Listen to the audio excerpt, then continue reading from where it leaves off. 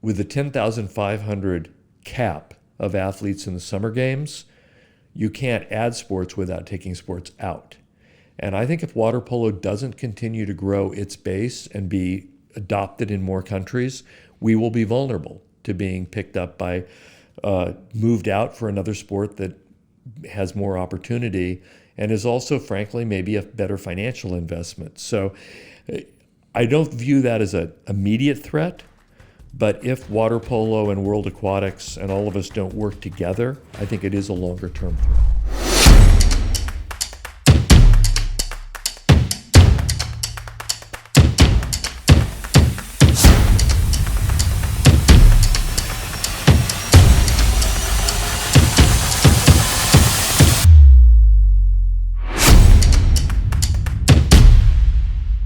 Hello and welcome to this episode of the Total Waterpolo Podcast. I'm really delighted today to say that we are joined by the man leading the world's biggest water polo federation.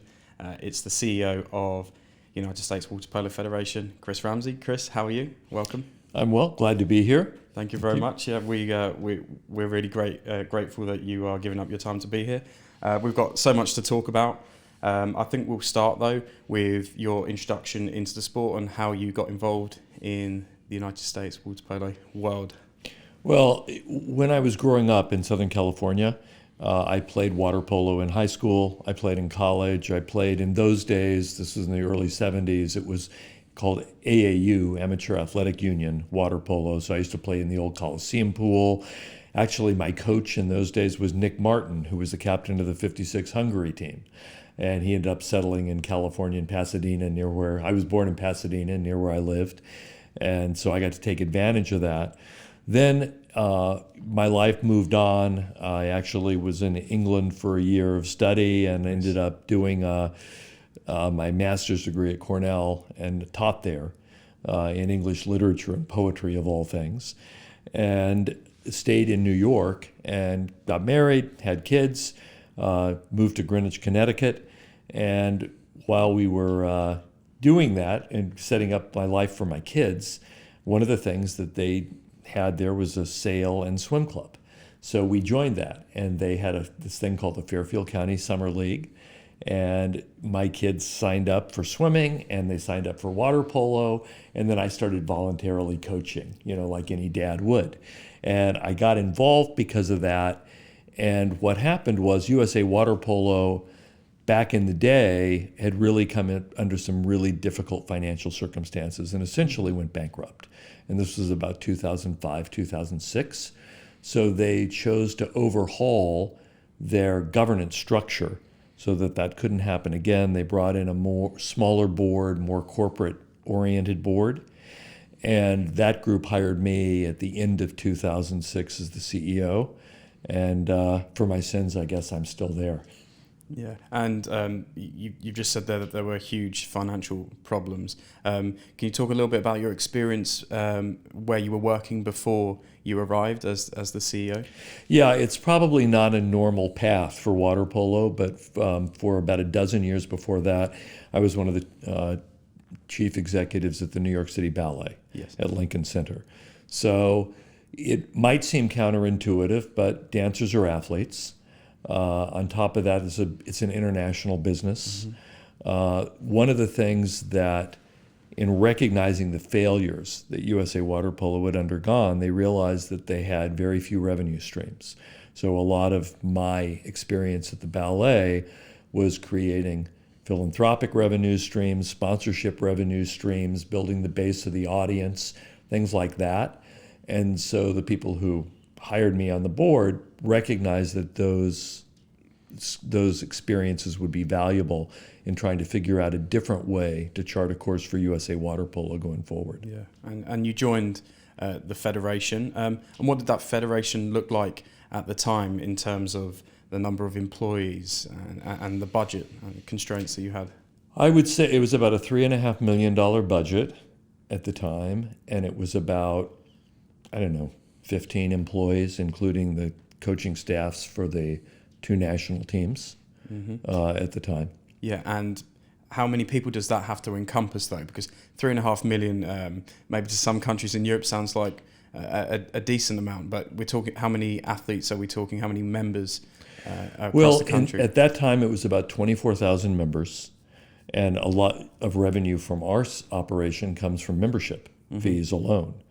So you can argue it both ways, I guess, in terms of whether it's a lot of money or a little money. We don't get any money from the government in the U.S., so that's one thing that's very different. We do get some money from the U.S. Olympic Committee that comes from their sponsorship contracts, but it's in those days, if you want to think about it like a pie chart, there were really only two significant pieces of the pie. One was membership revenue, and the other was revenue from the U.S. Olympic Committee. And we spent, in those days, or USA Waterpolo spent probably 2 or 3 times more on its national teams than it received from the United States Olympic Committee. And obviously that was one of the challenges. Because the members, although they do produce revenue, there was also a lot of dissatisfaction because they felt that they should be getting more for their membership fees than they were getting at the time. And they were not happy with the idea that that money was going to subsidize the national team programs. So over time, one of my goals was to take the revenue that came in through membership and invest it in membership programs and find other ways to make the national team revenue whole without having to essentially tax our members for those costs. That's really interesting, and I maybe want to dive into that a little bit more about the sort of things that you did to improve the circumstances for the members. You have a really tough task of balancing the books. What sort of things did you improve for the members? What kind of programs did you have? Well, I think one of the first things I recognized was that we have a little tournament called Junior Olympics. Yep. And I realized that those days we had about 120 teams that participated in it. And because I was living on the East Coast, I had this perspective of not being in the California water polo diaspora, of really kind of feeling like you're out on an island and there wasn't a lot of competition and it was hard to find places to play. So going to California for Junior Olympics in those days was a big expense. And then your teams would often lose 3 games and then be relegated to a loser's bracket, and that was it. And so that created also a lot of dissatisfaction. So what I recognized was Junior Olympics was a really valuable property, but the way to recognize its value was that we had to invest in it. And I can give you a few numbers to give you an example. I said about 120 teams. Last year, 2022, we had 940 teams in Junior Olympics. 3 sessions, 2 in California, 1 in Texas that's more a festival that you can sign up for earlier. We had about 24,000 members, I told you when I came. This year we had almost 50,000 paid members, which is probably the highest number of paid members we've had in our history. And this year we're already tracking to increase that number. We're running 12% ahead of where we were last year. Yeah. That's a huge increase, and we know California is the epicenter for water polo, and maybe your experience being on the East Coast maybe allowed you to give a bit of a different perspective and not being inside that California bubble. In recent times, we've seen that water polo is now a high school sport in Texas, a huge market, a huge state. But what are your plans and the Federation's plans to deliver water polo to its outreach to further around the country? Well, the mission, we have a mission statement at USA Waterpolo, and it's to win medals in international competition and to grow the sport. So when I got there, I was trying to figure out how to grow the sport. Junior Olympics appealed to me because I recognized the value of it, and I recognized that the more that we could grow that would be something that would impact virtually all of our membership. It gave clubs a way to sort of center their competition year, with that as kind of the climax of the year. And so that made a lot of sense to me, and that was one of the first investments that we made. And incidentally, just to drop another statistic on you, I think currently our growth rate is like 14% outside of California and maybe only 1 or 2% within California at the moment. And that has to do somewhat with saturation. There are only so many facilities. Yeah. And one of the things that we recognized is that water polo is facilities based. I mean, you can't play it if you don't have pools. We were talking before we started the interview about the problems in England, not having enough high-level competition pools. That really curtails growth. So we made a decision specifically to go into Texas 7 years ago. We put a full-time person there. We lobbied the UIL.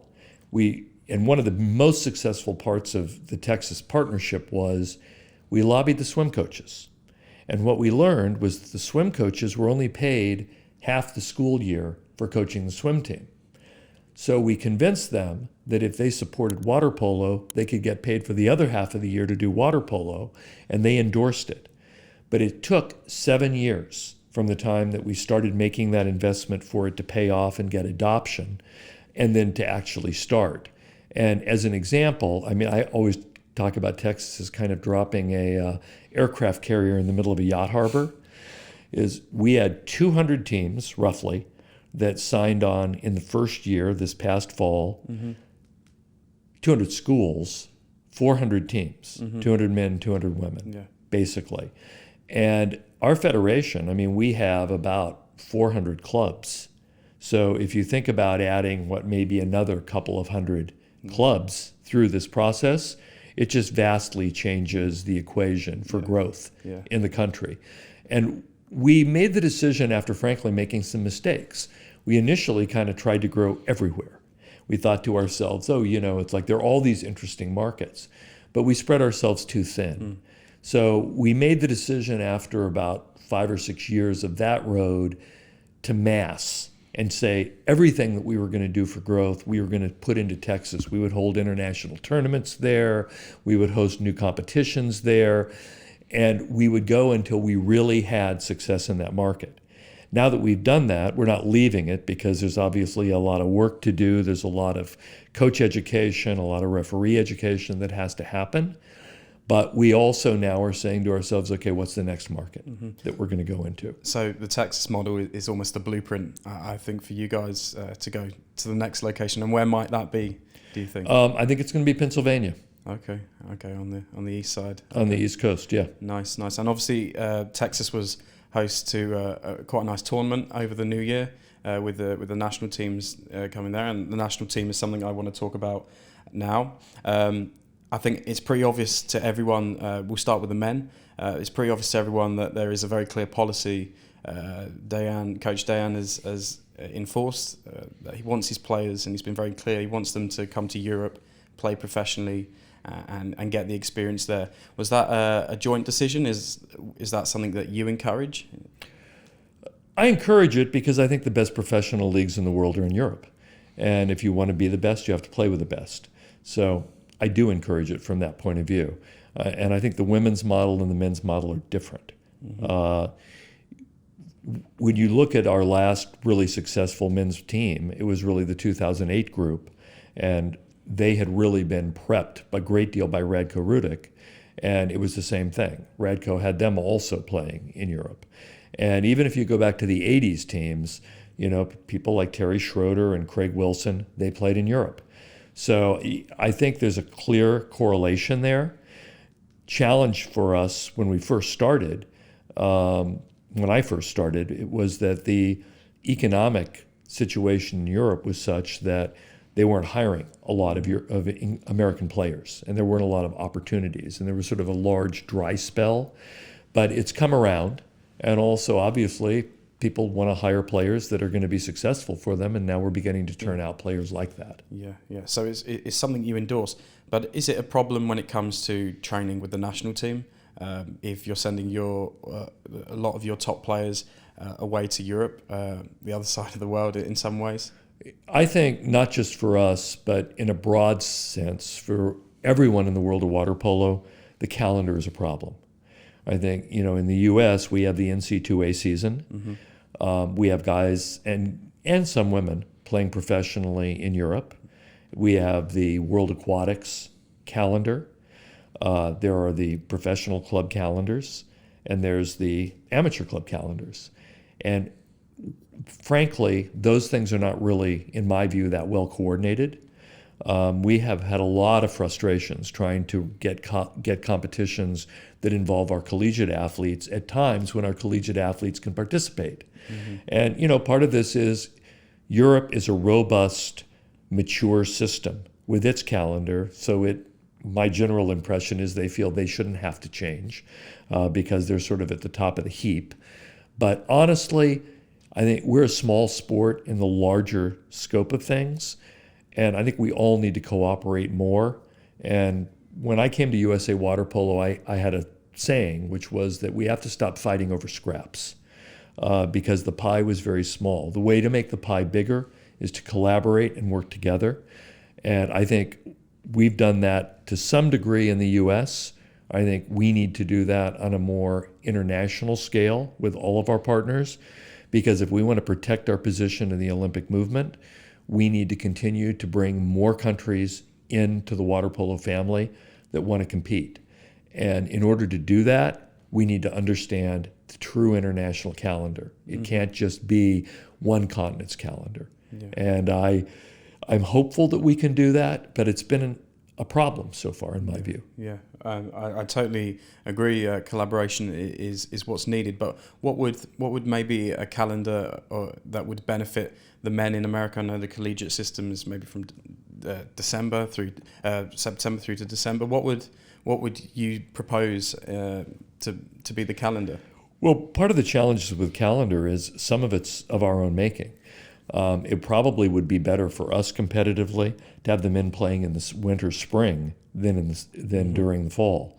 But to get the NC2A and CIF and all of the different school authorities that run, because we run through an academic model in the U.S., that's very difficult to have them change. Universities think differently about time and about their own model. And I think that's frankly been one of our impediments on the men's side to improving. Just frankly, men are playing professionally here from the age of 15, 16. In the U.S., they kind of take a break when they go to college. And then if they're still motivated at 21, 22 when they finish, or 23, you look at the best teams in the world and the gold medal winning teams, their average age is 28, 29. So we need to keep that going, but we also need more high-level games. And that's why I do endorse the guys playing in Europe. Now, we can turn that thought on its head when you think about the women, because I think the NC2A program for the women is one of the strongest programs in the world as a league, if you think about it that way. And so our women get a tremendous benefit from that. I think more and more women from around the world are coming and playing at the collegiate level because it's so strong. So we get a lot of benefits on the women's side from that academic competition model. And, it's a different philosophy in the U.S. I think if you go back and look at just the Ivy League schools, for example, they all have a lot of sports because they recognize that sports create leadership, and that if you combine that with a strong academic experience, that you get something that translates into high business achievers. And so that's kind of the secret sauce in America. But the calendar piece, I'm not being critical of other countries because we really haven't entirely solved it in the United States. What I think we have to do in order to really address these things is sit down together and also ask ourselves what it is we're trying to achieve. Because a lot of the focus is on improving competitive performance.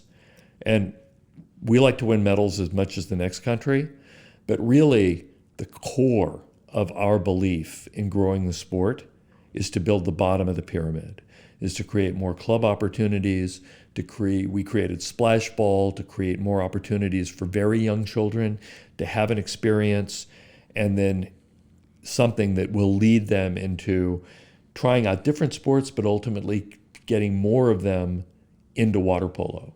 You look at it like kiddie kick soccer, you look at Little League, you look at these other sports, we're competing with all of them. But when kids get in and play water polo, they love it. So part of our philosophy is just get them in the pool at a very young age and focus on making it fun for them. And the rest will start to take care of itself if you can do that. And that's been a big focus of change for us. Yeah, definitely building from the bottom up. You spoke earlier about the membership change over your time as CEO, and you've just spoken there about like splash ball and getting the juniors in at grass level. Do you have any information, any data on the demographics of how the USA is moving forward in that capacity? Have you got more young kids starting at an earlier age or anything? Yeah, our highest levels of growth are at 10 and under and 12 and under. So our youngest, and splash ball. But 10 and under kind of incorporates that. So that is where we're seeing a lot of growth. And if you look at clubs, for example, as a business model, we have more than 400 of them. What we've tried to help our clubs understand is that although being competitive at a high level, Junior Olympics or pipeline team programs is great, but really what pays the rent is to build a community-based program that has broad participation. And that is the model for the most successful clubs in the U.S. are doing that. And, we have clubs like Stanford and La Miranda and SoCal. They have, 400 to 600 members.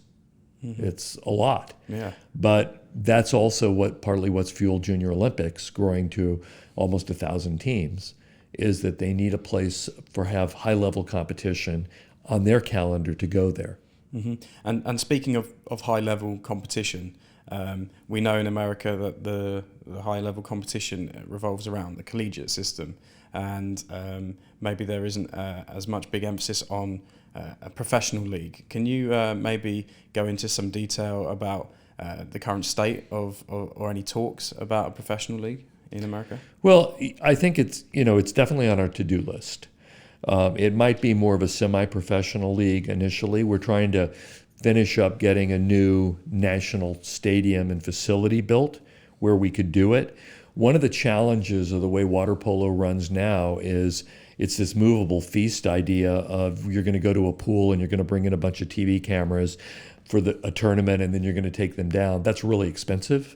Mm-hmm. From our point of view, it would be much smarter to build a terrific stadium, put in all of the technical and recording and media equipment that you need to really do a high-level performance, but leave it there so that anytime you do anything there, you have all of the electronics and the control rooms and everything in place.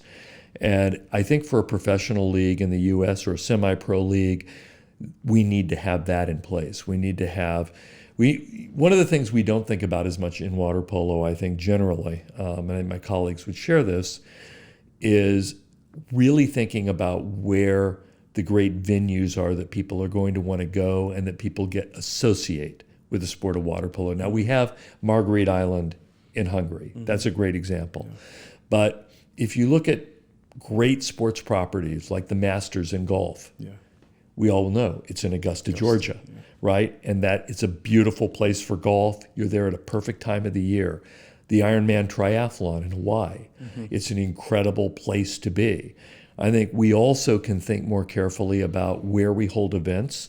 I mean, one of the challenges with Junior Olympics when I came is they used to bid it out all around the country.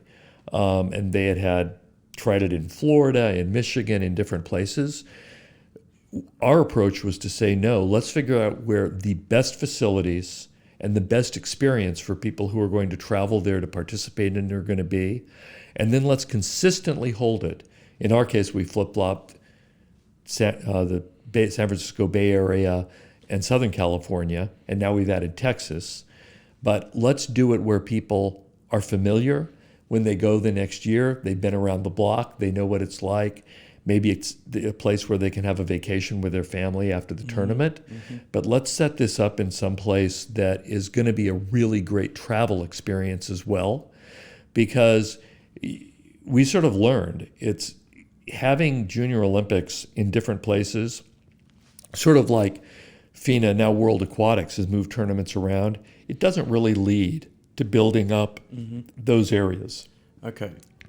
So is there a plan then? Is there somewhere that you would say that you want to build a pool and create a Well, I think we want to build a pool now. We have a partner in the city of Irvine and would like to build a facility in the city of Irvine. And we have land set aside and funding, so ideally that will get completed before the LA 28 games. Okay, and if I may ask, obviously we're talking about a lot of money potentially involved with building pools and all the infrastructure. Are there sponsors lined up? Are there any? It'd be a public-private partnership with the city of Irvine. They have a park that was an old military base that they're turning into a park. And they've created a mechanism for funding the activities that go into the park. And one of the things they need to put in is an aquatic center anyway. We have raised $12 million ourselves to put toward this so that for any of the what I would call exclusive use areas, like our national team locker rooms and weight rooms and things like that, we're paying for the construction of that. And we're also paying for our usage in the facility so that the city doesn't have to feel they're overly subsidizing us. But the reality is the city gets a better facility than they would otherwise have, along with our Olympic participation, and we get an opportunity to have a home. And going back to what we were talking about originally that started this conversation, in terms of a professional league, would the blueprint be that there'd be a professional league maybe that played all their games there on TV, live coverage? That would be the game plan. Yeah, and we have to figure out who can essentially sponsor or operate those teams. And that's another piece of this puzzle. But we're a little bit away from that right now. I think for the time being, we've got to focus ourselves on continuing to build the club network, making sure that Texas really expands properly. I mean, it's 200 high schools just started in September. It could be 400 within 5 years. And I do think that Texas is going to continue to fuel the growth out of California for other markets, and we're going to see growth in all of those markets as well. So it's a bit of a balancing act because we're not just doing one thing. We're trying to do 3 or 4 things at the same time. I know in your previous roles that you had a lot of expertise in things like marketing and communications, and it sounds like you have a clear vision for where you want the sport to go in your country. What's your view on the current market and the opportunities for water polo, not only in the US but around the world? Well, I think the sport brings families together in a very special way. I mean, I can speak for myself. I have 3 sons. They all played. They played at fairly high levels.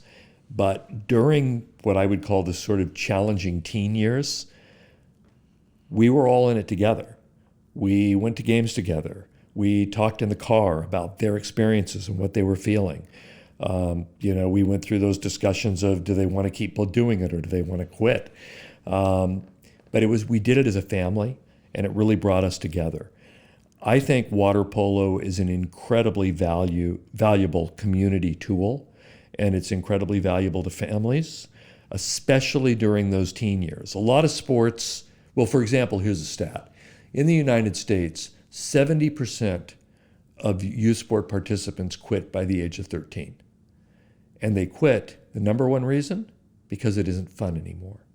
So there's a lot of emphasis in the US on specialization and on turning professional and getting the lottery ticket to be an NBA or an NFL star.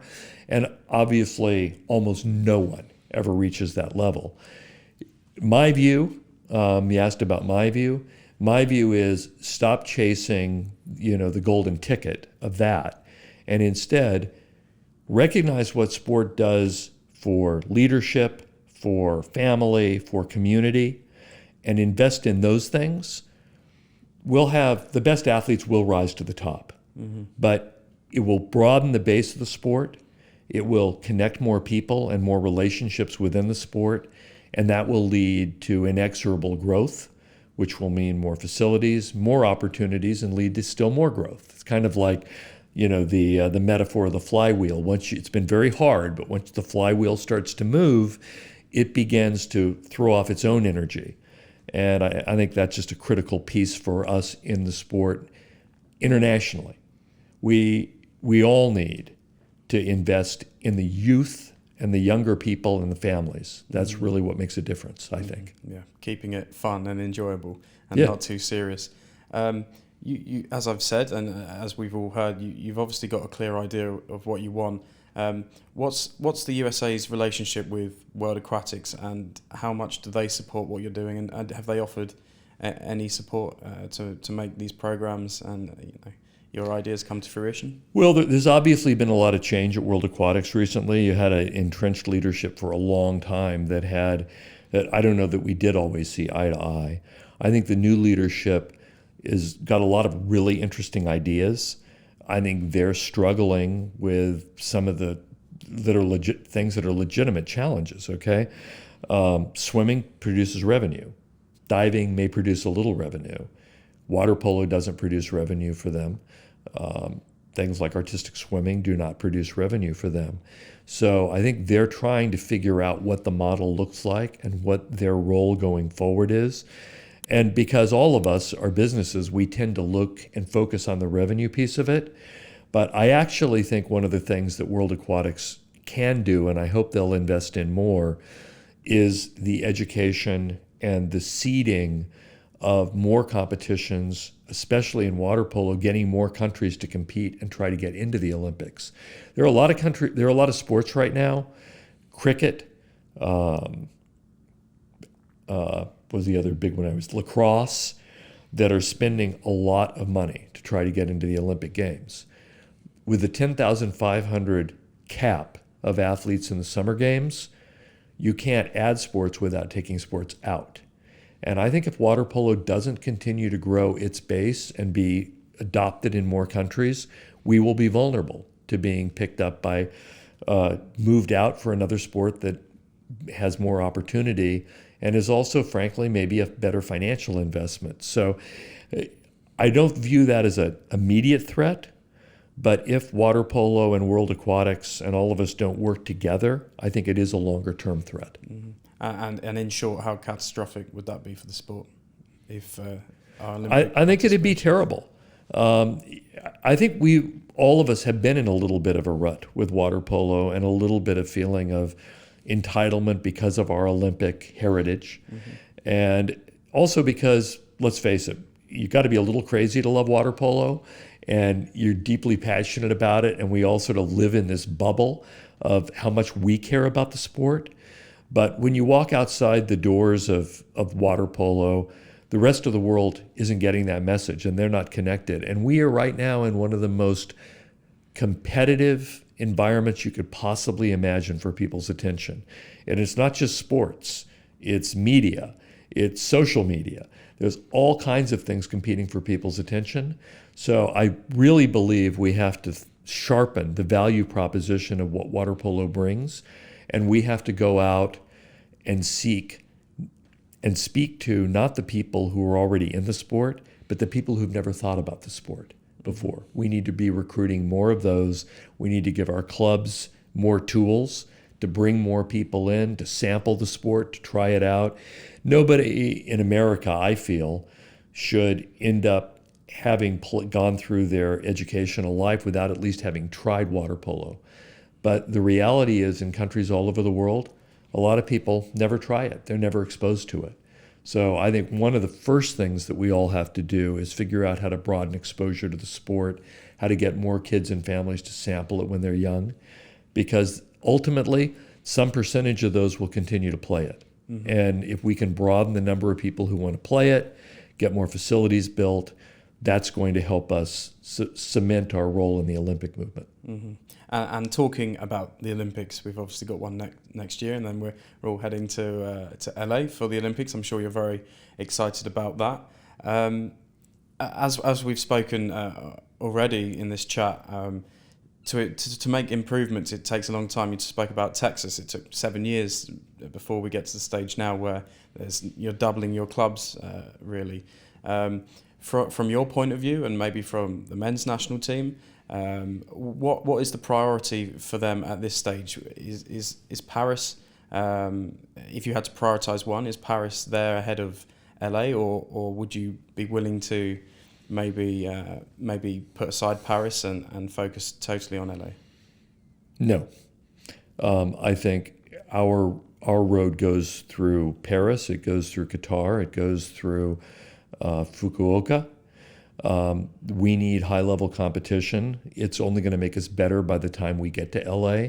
One of the things I also think sometimes we miss in water polo is that the competition and the people that we compete against and our adversaries make us better. And so we're bound to them in a really important way. Both of our programs need high-level competition to be ready in Los Angeles. But honestly, that's the thing about sport. Every day when you wake up, you're only as good as your next game. And I think if you look, our women's programs obviously had maybe more than its share of success. Our men's program is really solidifying as one of the top programs in the world. And I'm really interested to see over the next 18 months how they perform. Mm-hmm. And you spoke about the women's side there, one of the most successful teams in the history of the sport. They've been really, really impressive. Are there lessons that can be learned from the way that the women conduct themselves, and are they doing the same sort of things as the men? But they're obviously achieving gold medals. Are there any lessons that the men's team or the men's setup can learn from the women's? Yeah, work really hard. Work really hard. The women have more of a domestic training model, and the men obviously are using the European training model. So they are different, and you can't necessarily crisscross some of the lessons from one program to the other program. I will say one thing that I did when I came in was there was a lot of competition among the two programs for resources, and I just made a decision that I was going to give both teams an equal opportunity to succeed. So, depending on the year, there are times when one or both of the programs are upset with me because they feel like maybe there are more competitions they want to attend and they need more resources, but they're capped because they're basically getting the same amount of resources with each program. Look, I think our men have learned a lot from our women. They've learned a lot about professionalism, class, cutting down distractions, not getting upset in competitions, but just also being able to play different styles from game to game. Because we know officiating changes depending on who the officials are. Sometimes you need to be able to adjust. But I think the professionalism that our women bring to every game, their attention to detail. I mean, Adam Krikorian and his group have done a phenomenal job. And honestly, it's just an honor to be able to help try to support them and give them the opportunity to continue doing what they're doing. But I do think the men have learned a lot, and I think part of sports is competition. And, I have to be honest with you, I'm sure the men think all the time about, wow, the women are so successful, how can we be that successful? Even though the model's different. So that healthy competition between both programs is a good thing. Yeah, for sure. And in terms of globally speaking, some of the biggest names and the biggest followings and the most commercial athletes in water polo are from the women's national team. I would say, we're talking about Maggie Steffens or Ashley Johnson. In the past there's been so many. They've won medals, and I think we're seeing that they are true role models for a lot of young athletes in America and outside America. Have you seen firsthand what a big impact it has when you do win a medal and you're so successful? Well, I guess I'd parse that a little bit. The medals are great. And I view the medals, frankly, as a symptom of the culture. So we're successful because of the way we go about things. I have absolutely seen the impact of, frankly, both the men and the women, and what I would call high character with the way that they approach their job as players, and the way they approach the sport. Growing from 24 to 50,000 members, that's not a small number. And I really believe the character and the culture of the sport are what have driven that more than anybody chasing gold medals. Gold medals, and in the guys' case, they won a silver in 2008, and they've won some silvers in the World League competitions. They validate that we're serious and that we know what we're doing. Mm-hmm. But I really believe having the connection of, where did these athletes come from? What's their local club? Having pride in that and giving back. The athletes go back to those clubs and they still work with the young kids. It's that stuff that really makes a difference in terms of growth and in terms of expansion of the program, because once you're exposed to quality, and I think I really probably learned this at New York City Ballet, or maybe even in my McNeil Lear days in journalism, once you're exposed to quality, you want quality. And when you begin to understand what quality is, you don't want to settle anymore. And so what we've tried to do is give our teams and our clubs the resources to be able to really do something of quality, and recognizing that quality is a huge factor in attracting people to our sport. For sure. Just before we finish this chat, what's the one thing you're most proud of from your time as the CEO of the USA Waterpolo Federation? I think, frankly, being able to create a viable business model. So I told you it was about a $3.5 million a year operation. We just concluded 2022, it was $16 million. Now, obviously, how you spend that money counts, but being able to create a lot of different revenue streams that touch sponsorship, events, philanthropic giving, creating a model where we can grow and we have a platform to do these things, that's what I'm proudest of. Yeah, the revenue and the being self-sufficient. Yeah, creating a business model that really serves, we're a federation, so I would say it serves our members. We put out a better product in almost every regard, and that's what has led to our success. Nice. Well, Chris, thank you very much for joining us today. It was a great talk, and thank you for everyone for tuning in to this podcast episode with Chris Ramsey. Just before we leave you, just a reminder that you are entitled to a 10% discount at Wear Waterpolo by heading over to our website, wearwaterpolo.com, entering our discount code podcast10. And if you enjoyed this episode, please do consider subscribing, rating our show, reviewing wherever you're receiving this podcast, and make sure you follow all of our social media channels to stay up to date with all the waterpolo news of the day. Thank you very much for joining us, and we'll see you next time on the Total Waterpolo Podcast.